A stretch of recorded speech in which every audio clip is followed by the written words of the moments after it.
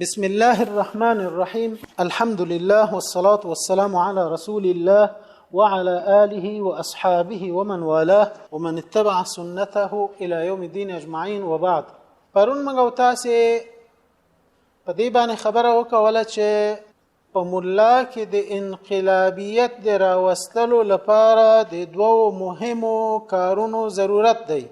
اول دا چې د مولا د انقلابی روزلو د لپاره باید یو علمی معقول شرعي متدرج نصاب موجود وي. علمی په دې معنی چې هغه په علم ولاړ وي، شرعي په دې معنی چې شریعت په چوکاټ کې د شریعت په معیارونو باندې برابر وي، معقول چې قابل عمل وي، عقل هم مني، هم د تا عقل او هم د خلکو عقل یې ومني در سره، او درجه په درجه باندې وي. په یو ورځ باندې څوک سیاسي کیږي او انقلابي کیږي نه. هغه خلک چې په یو ورځ یا په یو میاشت کې سیاسي شوي او انقلابي شوي د هغو خلکو ورانۍ تر آبادۍ زیات وي. هغه خلک ولسونه تباه کوي، جوړوي نه. هغه خلک تنظیمونه او حکومتونه او نظامونه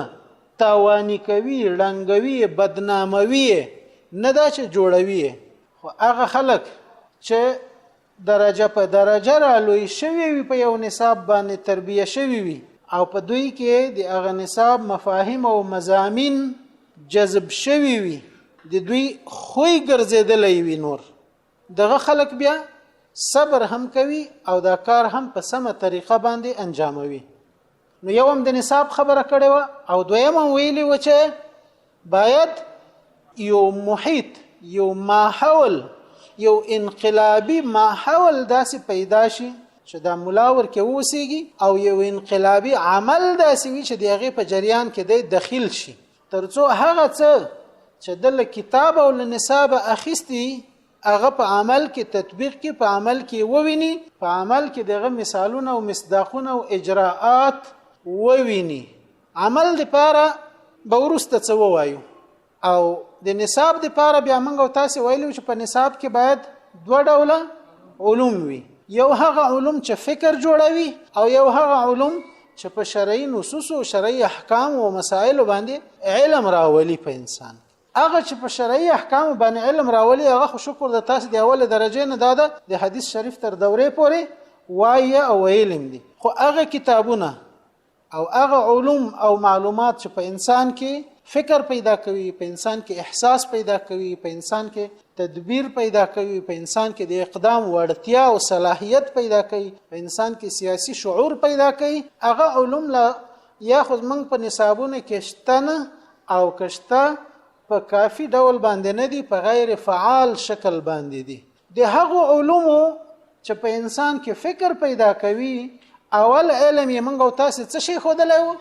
تاریخ. او بیا دا ویل چې تاریخ دومره مهم کار دی، دومره مهم عمل دی چې په قرآن کریم کې رب العالمین د حجم په لحاظ تر ټولو ډیره برخه څه شته ورکړې ده؟ تاریخ ته ورکړې، د بشریت قصصو ته ورکړې، چې په هغه کې د انبیاو علیهم السلام قصې دي، په هغه کې د طاغوتانو قصې دي، په هغه کې د مصلحینو قصې دي، په هغه کې د اقوامو د سعادت او د کامیابی او د تباهی او د بربادی قصې دي، په هغه کې د آدم علیه السلام تر دې دمه، یعنی د رسول الله صلی الله علیه وسلم تر دمه، دا د بشریت د مثبت او منفي تجارب نچوړ او خلاصه ورکې رب العالمین په دې مقصد بیان کړی ده چې دغه امت پیروان، دغه امتیان د قیامت تر ورځې پورې د انسانانو په منځ کې د اصلاح د خورولو وړتیا او د فساد د مخنیوي وړتیا پیدا کړي، او د انسان له عواطف او تجاربونه باخبره وي. دا پکې مقصد ده. د الله کتاب داسې شی نه ده چې په هغه کې د بې اهمیته قصې ځای ونیسي، او یا د قصه محض برای قصه وي، د تسلی دپاره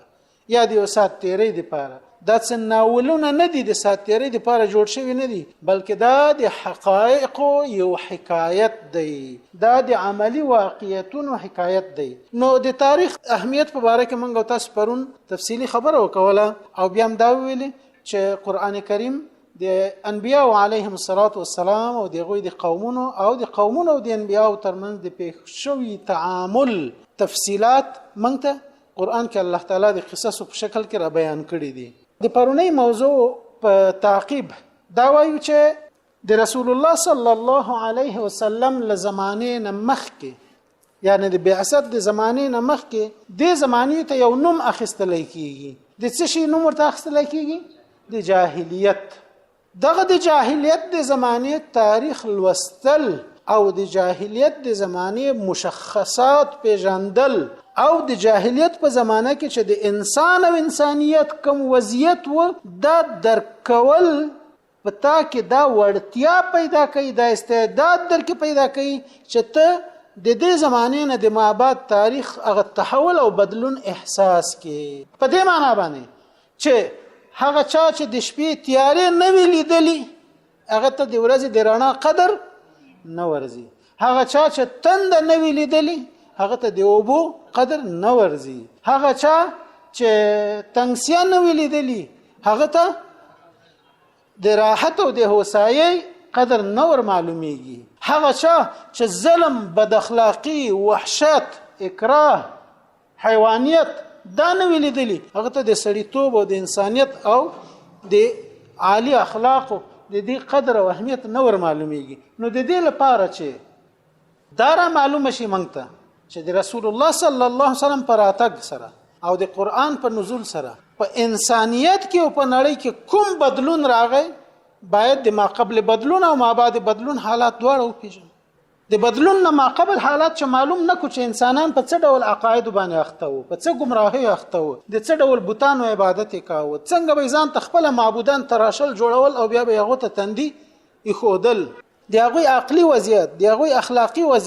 اخلاقی وضعیت چې د عربو د جاهلیت معلوم نشي راته، د هند د جاهلیت معلوم نشي راته، د فارس د جاهلیت معلوم نشي راته، د روم د جاهلیت معلوم نشي راته، د یونان د جاهلیت راته معلوم نشي، د چین او د خراسان د جاهلیت حالات را معلوم نشي. نو بیا به موږ تاسو څه پوښو چې د اسلام څومره بدلون راوستلی. بدلون خو به هغه وخت احساسولای شو چې هغه ما قبل بدلون حالت خو ځان ته متجسم کو، متصور کو په ذهن کې چې دغه څه ډول حالات وو اسلام په دې کې سره رقم بدلون راوسته. دا اوس له څه شي مونږ ته معلومیږي؟ دا په کوم کتاب کې وایو؟ دا بیا رجوع کوو څه شي ته؟ همدغه د تاریخ کتابونو ته. د جاهلیت پیژندل په حقیقت کې د اسلام د کمال د پیژندلو لپاره لار هواروي، زمينه برابروي. شته د اسلام کمال، د اسلام عظمت، د اسلام علو او د اسلام لوړ معیارونه، د اسلام هغه نیکبختی او سعادت چې بشریت ته ور په برخه کړي دا معلومول غواړي. نو یو رب د اسلام نه مخکې د جاهلیت، د ظلم، زور، د وحشت، د تاریکیو د دې وضعیت به پیژني. بیا به ته هغه کارونه کوي چې په کوم باندې رسول الله صلی الله علیه وسلم تیاری ختم کړي. نو بیا به ته تیاری ختمولای شي. ته به هغه ډول اخلاق بیا عملی کوي او ورخي خلکو ته به ورتلقینوي چې په کوم باندې رسول الله صلی الله علیه وسلم په دې ټولنه کې بدلون راوستلای شو. ته به د طاغوت، د کفر، د ظلم، د منافقت مقابله په هغه اسالیب او طریقو باندې کولای شي په کوم باندې چې د اسلام پیغمبر صلی الله علیه وسلم د کفر، د يهودیت، د نصرانیت، د نفاق او د اسلام د نور مخالفینو که هغه په جزیره العرب کې او که د جزیره العرب نه د باندې د هغوی مقابله څنګه وکولای شو. نو تاریخ د موږ ته د انقلابیت روحیه را بخي او د بدلون نهج او طریقې او مثالونه مخکې راتګ دي. تاریخ دا راته وایي چې اوله وضعیت دغسې و، بیا دغسې شو، چا دغسې که هغه فلاني څنګه دغسې که په دغسې کیفیتونو او طریقو باندې څوک ورسره و، په څه ډول یې وکاوه. دا شیان موږ تاسو ته نه د فقه په کتاب کې را معلومیږي، نه د اصول په کتاب کې را معلومیږي، نه د صرف او د نحو په کتاب کې را معلومیږي، نه د بلاغت او د معانی په کتاب کې را معلومیږي. دا به موږ تاسو ته را معلومیږي د تاریخ په کتاب کې. نو د جاهلیت تاریخ پیژندل دا د اسلام د عظمت د پیژندلو لپاره یو مقدمه ده. ترڅو چې د جاهلیت تاریخ موږ نه پیژندلې، په غیم ځان نه پوي کړی، د اسلام عظمت دا نه را معلومیږي راته. او اسلام چې د بشریت باندې څومره احسان وکړ او دته یې څه ورکړه، د دې حجم او قدر اندازې دا نه را معلومیږي. د تاریخ په سلسله کې ورونو یوازې د بشریت تاریخ او یا دغه نه وروسته د اسلام د نزول نه مخکې د جاهلیت تاریخ د دې لوستل ضروری نه دي، بلکې تر ټولو مهم کار بیا په خپل د اسلام تاریخ ده. که هغه د رسول الله صلی الله علیه وسلم د بعثت نه د مخکې مرحله برخه ده، که مکی برخه ده، که مدنی برخه ده،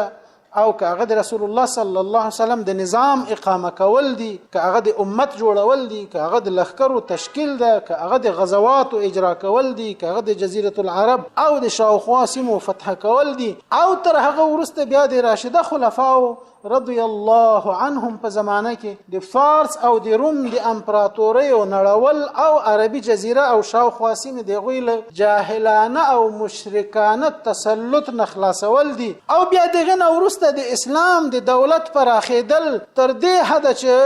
یو سرحد د فرانسې غرونو ته رسیږي، بل سرحد ارمنستان ته رسیږي، بل سرحد روسیې ته رسیږي، او بل سرحد د هند تر ځنګلونو پورې رسیږي، او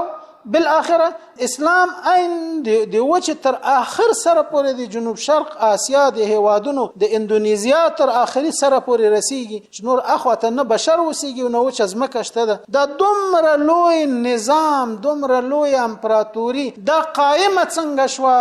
کم معیارونه و چې په دې باندې خلکو خپل ژوند جوړ کړ، کومه روحیه و چې په هغې باندې ځمکې او صحراوې او غرونه لاندې کړای شول، کوم اخلاق و چې په هغې باندې ولسونه او امتونه متاثر کړای شول، کوم فرهنګ و چې په هغې باندې په ټولنه کې بدلون راوستلی شو، کومه حوصله و چې په هغې باندې دوی صبر وکولی شو، او اذا او تکلیف او سفرونه او مشقتونه لوږې زخمونه دا یې وګالل، او تر څو چې د اسلام د نړۍ کنج کنج ته ورساو هر خواته. دا پیژندل په من کې څه پیدا کوي؟ همت را کې پیدا کوي، دا په من کې احساس پیدا کوي، دا په من کې د اقدام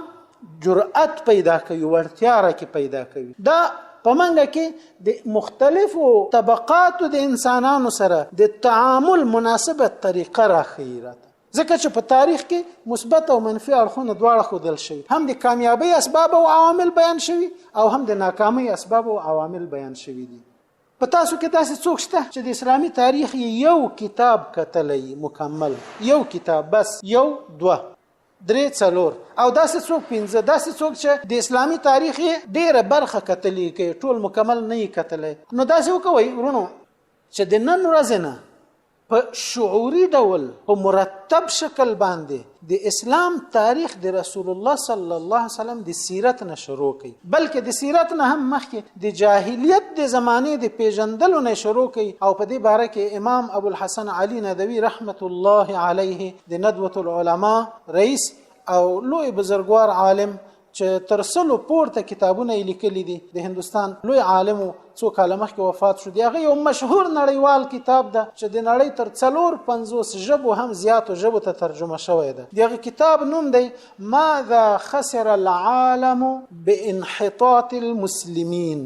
ماذا خسر العالم